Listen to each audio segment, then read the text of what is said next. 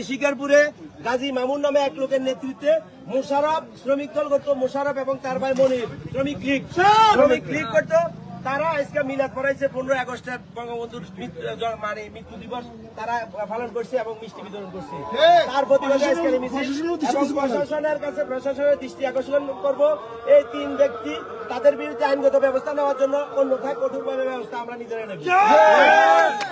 এই দুঃসাহস কিভাবে দেখাইলো, তাইলে এইটার জন্য যদি প্রশাসন ব্যবস্থা না করে তাহলে আমরা ব্যবস্থা নেব ইনশাআল্লাহ। ইতিমধ্যে আমরা দেখতে পাচ্ছি অনেকে এই শান্ত এলাকার মধ্যে অশান্ত করার জন্য অনেকে বিভিন্ন ভাবে কুচক্রী মহল কিন্তু ষড়যন্ত্র করছে।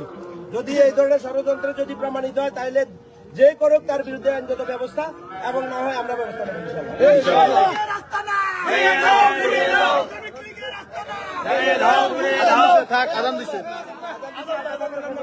সবাইকে ধন্যবাদ জানাই। আপনারা আমাদের মশাল মিছিল আছে, প্রয়োজনে আমরা কালকে আবার মিছিল করবো এই সন্ত্রাসীদের বিরুদ্ধে। ডাক দিলে আপনারা সবাই যথাসময় চলে আসবেন ইনশাআল্লাহ।